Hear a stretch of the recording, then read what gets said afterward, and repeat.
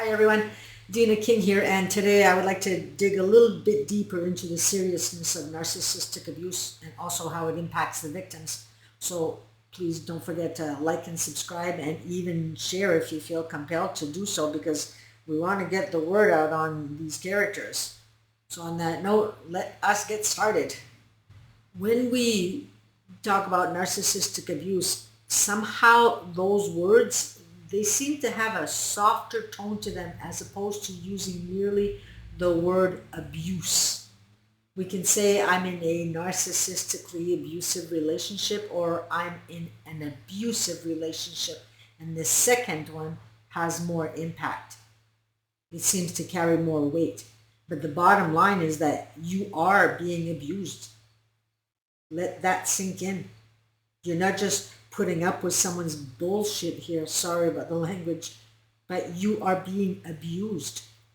When all of your days are spent feeling anxiety over what to say or what not to say, or how to ask or what not to ask, that isn't normal, nor is it healthy. In normal relationships, addressing an issue or asking for something, it shouldn't come with fear. It should come naturally without you having to rehearse over and over again in your mind how you're going to address said issue. When you're being assaulted because you have interrupted them by asking them something as simple as, honey, can I get you a cup of coffee, while they're watching television, when they themselves interrupt your TV programming with long stories, when they feel compelled to get attention from you, and their wrath turns into them telling you that you need to read facial expressions and facial cues to see if it is a good time to speak to them, that is abuse. You are basically being told that you need permission to speak. If that were your child being treated like that, how would you feel about that? Would that be okay with you? And I'm assuming it wouldn't. So it isn't okay for them. So if it isn't okay for them, it is no more okay for you. In narcissistic abuse, people get abused in all types of different ways. There is mental abuse, where you get questioned on all kinds of things, where they're going to be demanding in receiving their answers. And so you freeze because you feel cornered. And it can be questions like, what were you thinking? Or explain to me why you're doing this. And again, picture a little child being treated that way, and notice how they would shrink. They start to back up and shrink. Well, that's happening to you. Mental abuse consists of disrespectful, scornful remarks and questions, often leaving you feeling incompetent and sometimes even dirty. The shame wound, it re-emerges. It leaves you feeling unloved, and it also triggers past traumas of unworthiness. Mental abuse can also involve their skepticism regarding your views and your beliefs, leaving you doubtful and even questioning your own perception on anything from religious views to acceptable behaviors. And I suppose name calling is supposed to be an acceptable behavior regarding a narcissist. Not. Then we have emotional abuse, and of course emotional abuse and mental abuse, they intermingle. But emotional abuse is psychological abuse regarding narcissistic abuse, where all of your unhealed past wounds, they keep re-emerging. And what's more, these traumas, they become bigger. The wounds become more intense. They can threaten to leave you when you, quote unquote, are out of line in accordance to what they want, and then the abandonment wound reopens, or the fear that you can't make it on your own. In addition, that fear is often real as per surviving financially, because they've often managed to mess your financial situation up. Emotional abuse can also end up with the victim slipping into depression here. They may not want to get out of bed, or if they do, they might stop caring about how they dress or how they eat. I mean, who can blame them when they are constantly being criticized and blamed for everything and verbally assaulted and insulted? That is death by 1,000 paper cuts. And then when you're being treated like that, you often find yourself apologetic for nonsensical things. Apologies can end up becoming part of your daily MO. You feel that you need to get permission before attempting to start any project that you'd like to start, or you find yourself over explaining the whys as to why you want to do what it is that you want to do. When it comes to how you want to live your life, be it going back to school or visiting with friends, you shouldn't have to be asking permission. You're a grown-up now, and you didn't exactly sign up or have in mind having a parent for a partner now, did you? Yet, here you are being treated like a little child and not as a loving parent at that. It's military style, designed to keep you in line. Emotional abuse can include humiliation, where your most intimate details about you get publicly exposed, leaving you feeling horrified, embarrassed, ashamed, and shocked. You might be yelled at in front of everyone, making you appear as though you're this horrible person who's done something unacceptable towards your partner.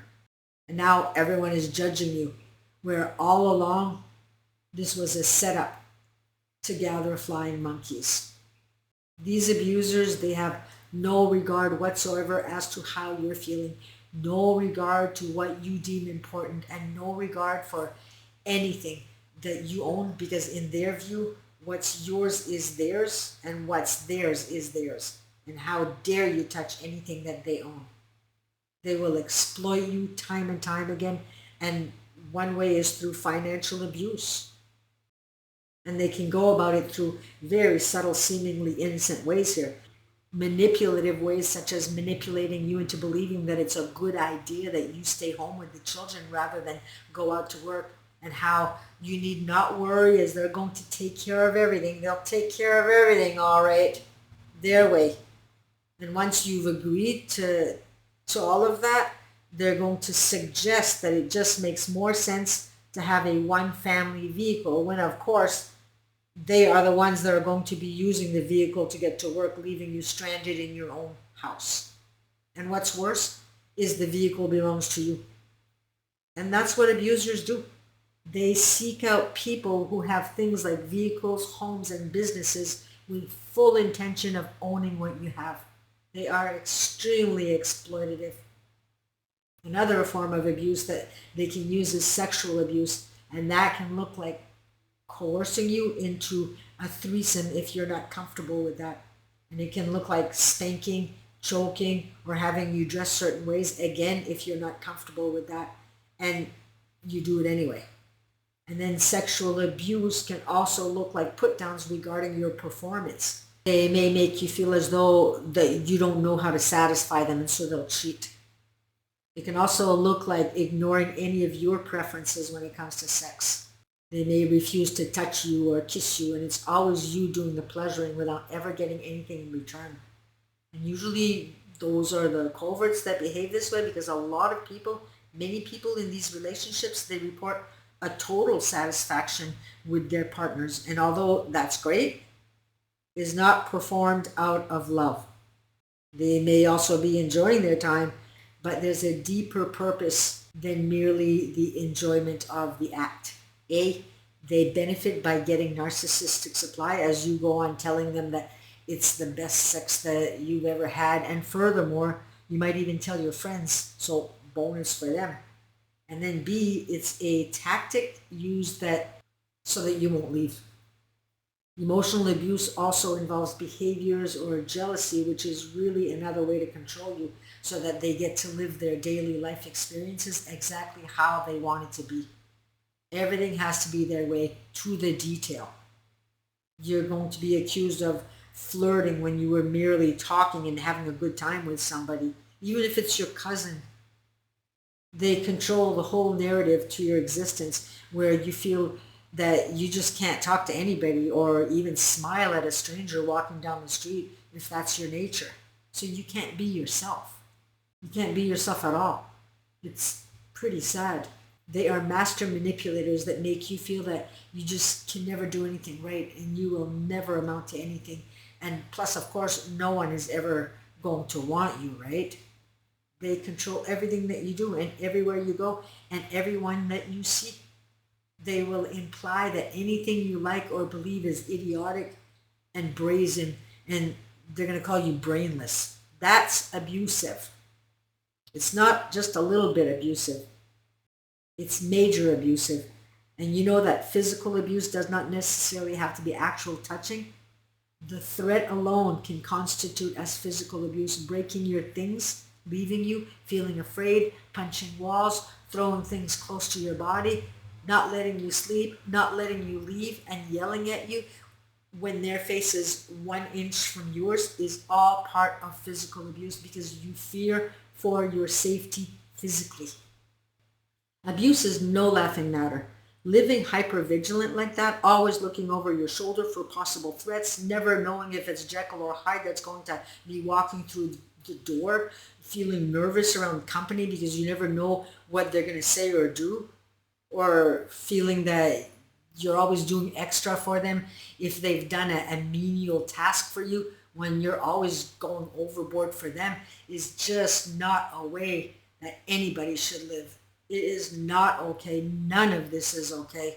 And frankly, in my opinion, I think we should just start calling narcissistic abuse for what it is, abuse. So for today, that is all I have to say on the subject, but I do hope that it has some of you thinking and perhaps looking a little bit deeper into the depth and the seriousness of what you're going through. And I know that if you're watching these videos and researching, it's because you are searching for solutions, and when you seek, you find. So until next time, take care and bye for now.